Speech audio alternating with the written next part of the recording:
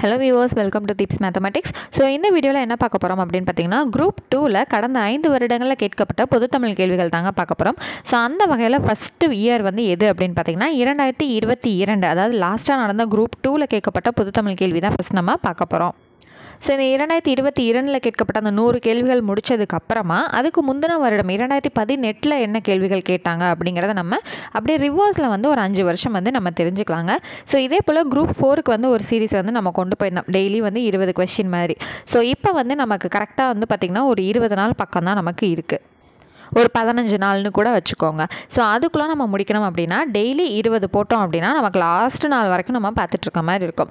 So நான் வந்து ஒரு நாளைக்கு ஒரு 2 வீடியோ 3 வீடியோ அந்த மாதிரி நான் வந்து போஸ்ட் பண்ணிடுறேன். உங்களுக்கு 20 கொஸ்டினாக நான் வந்து போஸ்ட் பண்ணிடுறேங்க. ஸோ உங்களுக்கு ஃப்ரீ டைம் இருக்கும்போது நீங்கள் கண்டினியூவாக வந்து நீங்கள் பார்த்துக்கோங்க. ஸோ இதுக்கான தனியாக ஒரு பிளேலிஸ்ட் வந்து நான் க்ரியேட் பண்ணி வச்சுறேன். ஸோ இந்த பிடிஎஃப் வந்து உங்களுக்கு வேணும் அப்படின்னு நினச்சிங்கன்னா, அதாவது நம்மக்கிட்ட வந்து பொது தமிழ் வந்து தனியாக வந்து ரெடி பண்ணி வச்சுருக்கோங்க. ஸோ லாஸ்ட் 5 இயர்ஸ்க்கு வந்து அப்படியே நீங்கள் 2022 முடிச்சிட்டிங்கன்னா அடுத்து 2018, அதுக்கு முன்னாடின்னு சொல்லிட்டு 2013 வரையும், லாஸ்ட் 5னா 2013 வரைக்கும் வந்து போகும் நமக்கு, சரிங்களா?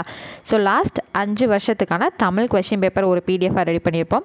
அதுக்கான ஜென்ரல் ஸ்டடீஸ் வந்து ஒரு 5 இயர்க்கானது தனியாக வந்து ரெடி பண்ணி வச்சுருப்போம். ஸோ ஒரே கொஸ்டின் தான், தமிழ் தனியாக, ஜென்ரல் ஸ்டடீஸ் தனியாக, ஜென்ரல் இங்கிலீஷ் தனியாக வந்து தனித்தனியாக ரெடி பண்ணி வச்சுருப்போம். ஸோ இப்போ உங்களுக்கு பொது தமிழும் ஜென்ரல் ஸ்டடீஸும் வேணும் அப்படின்னா நீங்கள் இது ரெண்டையும் சேர்த்து நீங்கள் பர்ச்சேஸ் பண்ணிக்கலாம். ஜென்ரல் இங்கிலீஷும் ஜென்ரல் ஸ்டடீஸும் வேணும்னா நீங்கள் இது ரெண்டையும் வந்து பர்ச்சேஸ் பண்ணிக்கலாம். ஸோ இதுக்கான ஆஃபருங்கிறது கிடையாதுங்க, ரொம்ப மினிமமான ஒரு அமௌண்ட்டில் வச்சு உங்களுக்கு கொடுக்க போகிறோம்.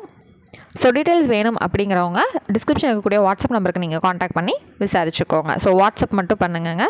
ஸோ இன்றைக்கான ஃபர்ஸ்ட் கொஸ்டின் என்னங்கிறத நம்ம பார்த்துடலாம். விழலுக்கு இறைத்த நீர் போல இவ்வுவமை விளக்கும் பொருள் யாது? ஸோ விழலுக்கு இறைத்த நீர் போல அப்படின்னா தேவையே இல்லாத ஒரு செயல். அப்போ என்னங்க வரும்? பயனற்ற செயல். ஸோ ஆப்ஷன்ஸ் பார்த்தீங்கன்னா பயனுள்ள செயல், பயனற்ற செயல், எதிர்பாரா செயல், எதிர்பார்த்த செயல். ஸோ ஆப்ஷன்ஸை நீங்கள் ரீட் பண்ணும்போதே நம்மளால் பயனற்ற செயல் அப்படிங்கிறத ஃபைண்ட் அவுட் பண்ண முடியும்.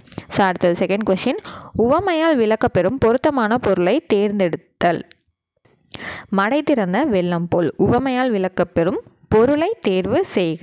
ஸோ மடை திறந்த வெள்ளம் போல் அப்படின்னா என்னதுங்க? கொஞ்சம் கூட குறைச்சலே இல்லாமல் அதிகமாக வந்து வரக்கூடிய தண்ணீர். அப்போது இது என்னது? தடையின்றி மிகுதியாய். அடுத்தது மூணாவது கொஸ்டின், தன்வினை பிறவினை செய்வினை செயப்பாட்டு வினை வாக்கியங்களை கண்டெழுதுதல். ஸோ இதுக்கான எக்ஸாம்பிள்ஸ் நிறைய ப்ரீவியஸ் கொஸ்டின் வந்து நம்ம பார்த்துருக்கோம். தன்வினை பிறவினை செய்வினை செயப்பாட்டு வினைக்கான நிறைய எக்ஸாம்பிள்ஸ் எங்கே பார்த்துருக்கோன்னா தமிழ் தினம் 10 ப்ரீவியஸ் கொஸ்டின் சொல்லிட்டு ஒரு பிளேலிஸ்ட் இருக்கும். அதை எடுத்திங்கனாலே ஃபுல் அண்ட் ஃபுல் வந்து கிராமர் தான் நம்ம வந்து பார்த்துருப்போம். அதில் இதுதான் வந்து ரொம்ப முக்கியமாக பார்த்துருப்போம். இந்த டாபிக்ஸ் எல்லாமே வேணுங்கிறவங்க அந்த பிளேலிஸ்ட்டை ரெஃபர் பண்ணி பார்த்துக்கோங்க. ஸோ இதுக்கான கொஸ்டின் என்னென்னு பார்ப்போம். கவிதாவால் உரை படிக்கப்பட்டது. ஸோ இதுக்கான ஆன்சர் செயப்பாட்டு வினை. அடுத்தது நாலாவது கொஸ்டின், பாண்டியர்களின் கப்பற்படை தளம். இது வந்து பார்த்திங்கன்னா 8th ஸ்டாண்டர்ட் தமிழில் படிச்சிருப்பீங்க இல்லைங்களா? ஸோ கொற்கை. ஸோ அடுத்தது 5th கொஸ்டின், தன் மணல் இலக்கண குறிப்பு தருக. ஸோ தன் மணல் அப்படின்னா தன்மை கூட்டல் மணல்னு சொல்லிட்டு நமக்கு பிரிவுங்க. அப்போ மை அப்படின்னு வந்துருச்சுனாலே பண்பு தொகை அப்படிங்கிறது வந்துடும். அடுத்தது 6th கொஸ்டின், பொறுத்துக. இடுகுறி பொதுப்பெயர், இடுகுறி சிறப்பு பெயர், காரண பொதுப்பெயர், காரண சிறப்பு பெயர். ஸோ இடுகுறி பொதுப்பெயர் அப்படிங்கிறப்ப காடு அப்படிங்கிறது வந்து பொதுவானதாக வந்து வந்துடும். அதுக்கு ஏன் பேர் வந்துச்சு அப்படிங்கிறது தெரியாது. இடுகுறி அப்படின்னா காரணமே இல்லாமல் ஒரு பெயர் வந்து வச்சுருப்பாங்க. அதில் காடு, இப்போ மூங்கில் காடு அந்த மாதிரி வந்துருந்துச்சுன்னா சிறப்பு பெயர்னு வரும். மூங்கில்ங்கிறத ரெஃபர் பண்ணியிருக்கோம். இது வந்து வெறும் காடு அப்படின்னு வந்திருக்கனால இடுகுறி பொது பெயர். அடுத்தது இடுகுறி சிறப்பு பெயர் அப்படின்னா பனை, அந்த மரம் இருக்கு இல்லையா? மரம்ங்கிறது ஏன் பேருன்றது நமக்கு தெரியாது. அதுக்கு அந்த மரத்துக்கு மரம்னு ஏன் வச்சோங்கிறது காரணம் கிடையாது. அப்போ அதில் பனை மரம் அப்படிங்கிறப்ப இடுகுறி சிறப்பு பெயர். அடுத்தது காரண பொது பெயர். பொதுவாக வச்சுருக்கக்கூடியது என்னென்னு பார்த்தீங்கன்னா பறவை. அதில் சிறப்பு பெயர் பார்த்தா மரங்கொத்தி பறவைன்னு சொல்லலாம். அப்போ இதுக்கான ஆன்சர் வந்து என்னங்க வரும்? 3, 4, 2, 1. ஆப்ஷன் சி தான் நமக்கு சரியான ஆன்சர். அடுத்தது பண்பு பெயர் இடம்பெற்ற தொடரை கண்டறிக. இதுக்கான ஆன்சர் வந்து உயிர்களிடத்தில் அன்பு காட்டுன்னு இருக்கு இல்லைங்களா? ஸோ இது எப்படி வரும் அப்படின்னு பார்த்தீங்கன்னா, பண்பு பெயர் அப்படிங்கிற குணம் அப்படிங்கிறது வருது இல்லைங்களா? அந்த அன்புங்கிறது குணத்துக்குள்ளே வருமா? ஸோ அதனால தான் இதுக்கான ஆன்சர் ஆப்ஷன் சியில் இருக்கிறது. அடுத்து 8th கொஸ்டின், சொற்களை சரியான வரிசைப்படுத்தி சொற்றொடர் ஆக்குக. கடல் அலையின் வேகம் மிக இன்று அதிகமாக உள்ளது. ஸோ இதை வந்து நம்ம என்ன பண்ண போகிறோம், அரேஞ்ச் பண்ணி எழுத போகிறோம். ஸோ இன்று கடல் அலையின் வேகம் மிக அதிகமாக உள்ளது. அவ்வளோதாங்க. அப்போ ஆப்ஷன் சி தான் கரெக்டானது நமக்கு. ஸோ அடுத்தது 9th கொஷின் பார்த்துடலாம். சென்றான் வேர்ச்சொல் தருக. ஸோ ஆப்ஷன்ஸ் வச்சே நம்ம கண்டுபிடிக்கலாங்க. சென்ற, சென்று, செல். அப்போ இதில் வந்து என்ன வருது, சென்ற. இது நான் வந்து பல தடவை எல்லா வீடியோலையும் சொல்லி கொடுத்துருக்கேன். அந்த ரா இருக்குது இல்லைங்களா, இரு கூட்டல் ஆன்னு சொல்லி நமக்கு பிரியும் போது இது வந்து வேர் சொல்லாக வராது. ஏன்னா இது வந்து என்னவா வந்துடும்னா இலக்கண குறிப்பு பிரித்தெழுதுக அந்த மாதிரி உங்களுக்கு ஒரு கம்ப்ளீட்டான வேர்டாக இருக்கிற மாதிரி இருக்கும் இல்லைங்களா. ஸோ அந்த மாதிரி வந்து நமக்கு வந்துடும். இந்த சென்று, இந்த சென்னுங்கிறது தவறானது. நமக்கு சென்னுங்கிறதுக்கு அர்த்தமே கிடையாது. ஓகேங்களா. அப்போது இது வந்து சென்றங்கிறதும் நமக்கு வராது, சென்று வராது, சென்னும் வராது. அப்போ என்னங்க, செல் அப்படிங்கிறது தான் இதுக்கான வேர்ச்சொல். அடுத்து 10th கொஷின். இகழ்ந்தனர் என்ற சொல்லின் வேர் சொல்லை எழுதுக. ஸோ இதையும் ஆப்ஷன்ஸே வச்சு பார்க்கலாம். இகழ்ந்து ஒரு வேர்டு வந்து கம்ப்ளீட்டடாக வந்திருக்கு, இது வேர்ச்சொல் கிடையாது. இகழ்ந்த இதுவும் கம்ப்ளீட்டடாக இருக்குது, வேர்ச்சொல் கிடையாது. இகழ் அப்படிங்கிறதான் இதுக்கான ஷார்ட் திங். ஓகேங்களா. இப்போ இது உங்களுக்கு வரல அப்படின்னா இந்த பகுபத உறுப்பிலக்கணம் இருக்குது இல்லைங்களா, அதை பேஸ் பண்ணி இகழ், இத்து, இந்தானது விகாரம், இத்து அடுத்து இந்த அன் அப்படிங்கிறது எல்லாமே வச்சு நம்ம என்ன பண்ணலாம், அந்த பகுதி இகழ் அப்படிங்கிறது நமக்கான பகுதியில் வந்து வருது இல்லைங்களா. பகுபத உறுப்பிலக்கணத்தில் இந்த இகழ்ங்கிறது எதுங்க, பகுதி. ஸோ இந்த மாதிரி வார்த்தைகளை பிரிக்கும் போது அந்த பகுதி எதுவோ அதுதான் நமக்கான வேர்ச்சொல்லாக வந்து இடம்பெறும். ஸோ நீங்கள் அப்படி கூட ஈஸியாக வந்து வேர்ச்சொல்லாக ஃபைண்ட் அவுட் பண்ணிக்கலாம். அடுத்தது 11th கொஷின். மீ என்னும் ஓரெழுத்து ஒரு மொழிக்குரிய பொருள் யாது அப்படின்னு பார்த்தீங்கன்னா, மீ அப்படின்னா மேலே. ஸோ இது 7th ஸ்டாண்டர்ட் இலக்கணத்தில் வந்து இருக்கும் இல்லைங்களா. ஓரெழுத்து ஒரு மொழிங்கிறதே ஒரு பாக்ஸ் நிறையா பெருசாக கொடுத்துருப்பாங்க.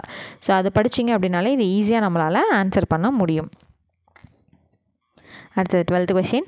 நான் ஓரெழுத்து ஒரு மொழிக்குரிய பொருளை கண்டறிந்து எழுதுக. ஸோ பார்த்திங்களா, வரிசையாக 2 கொஷின் நமக்கு அந்த ஒரு இடத்துல இருந்தே வந்திருக்கு. நான் அப்படின்னா நாவு, அதாவது நாக்கு. அடுத்து 13வது கொஷின்.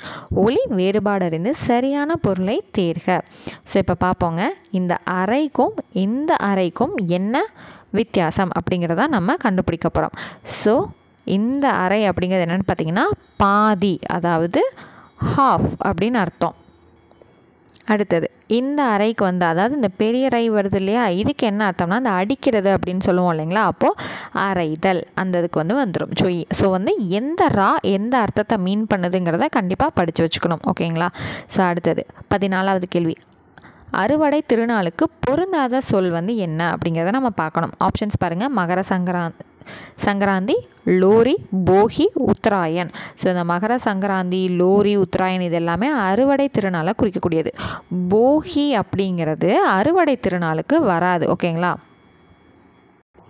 ஸோ அந்த நாள் வரதுக்கு முன்னாடியே வந்து போகி திருநாள் அப்படிங்கிறது நமக்கு முடிஞ்சு போயிடும். அப்போ போகிங்கிறது இதில் வராது. அடுத்தது 15 வந்து பொருந்தா வினை மரபை கண்டறிக.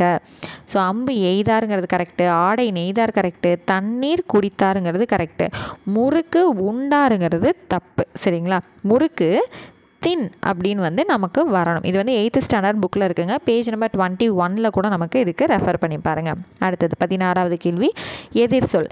மேதை அப்படின்ற வார்த்தைக்கு எதிர் சொல்னா டப்புன்னு ஆப்ஷனை பார்க்காமலே சொல்லலாம். மேதைனா பேதை அப்படிங்கிறது நமக்கே தெரிஞ்ச விஷயம். அப்போ ஆப்ஷன் சியில் இருக்கக்கூடிய பேதை தான் நமக்கு சரியானது. அடுத்து 17வது கேள்வி. புனையினும் புல்லெனும் நட்பு, இதில் புல் என்பதற்கு பொருத்தமான எதிர் சொல்லை தேர்வு செய்க. புல் அப்படிங்கிறதுக்கான எதிர்ச்சொல் என்ன அப்படின்னா மேலான. ஓகேங்களா. ஸோ கண்டிப்பாக இந்த வார்த்தைகளை வந்து கண்டிப்பாக நம்ம கவனித்து தான் எழுதணும். புல் அப்படின்னா அதுக்கான பொருள் அப்படின்னு நினச்சி நம்ம போட்டக்கூடாதுங்க. வார்த்தைகளை வந்து கண்டிப்பாக முழுமையாக கொஸ்டினை படித்ததுக்கப்புறம் தான் ஆன்சர் பண்ணணும். அடுத்தது 18வது கேள்வி. புத்துயிர் ஊட்டி அப்படின்னா புதுமை கூட்டல் உயிர் கூட்டல் ஊட்டி. ஓகேங்களா. புத்துயிர் ஊட்டினா புதுமை கூட்டல் உயிர் கூட்டல் ஊட்டி. அடுத்து இன்னும் 2 கொஷின் தான். ஸோ இன்றைக்கான 19th கொஷின். சரியான மரபு தொடர் பொருள். ஆகாய தாமரை. ஆகாய தாமரைனா அப்படி ஒரு விஷயமே கிடையாது. ஓகேங்களா. அப்போது இல்லாத ஒன்று. ஆகாய தாமரைங்கிறது இல்லாத ஒன்று. அடுத்து இன்றைக்கான லாஸ்ட் கொஷின். எண்ணி துணிக கருமம். அதில் கருமம் அப்படிங்கிறது என்னென்னா ஒரு செயல். ஓகேங்களா. எண்ணி துணிக துணிஞ்ச ஒரு செயலை செய்ய அப்படின்வாங்களா. அப்போ கருமம்ங்கிறது என்னதுங்க, ஒரு செயல். ஸோ இன்றைக்கான அதாவது இந்த வீடியோக்கான 20 கொஷின் வந்து நம்ம கம்ப்ளீட் பண்ணிட்டோம்.